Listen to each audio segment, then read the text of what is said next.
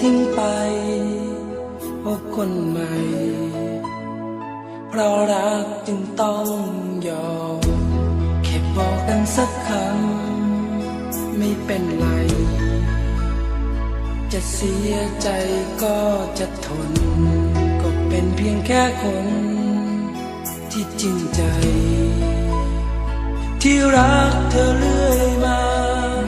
ยังมีรอยยิ้มให้เธอ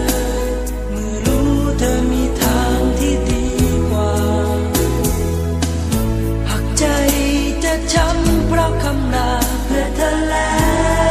วฉันพร้อมจะทำ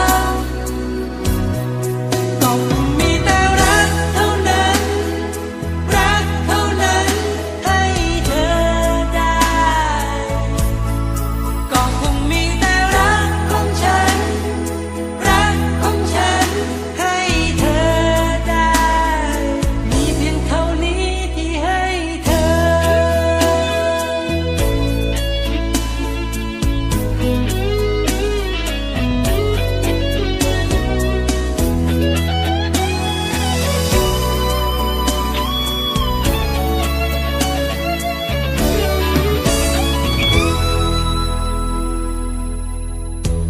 แค่บอกกันสักคำไม่เป็นไรจะเสียใจก็จะทนก็เป็นเพียงแค่คนที่จริงใจที่รักเธอเรื่อยมา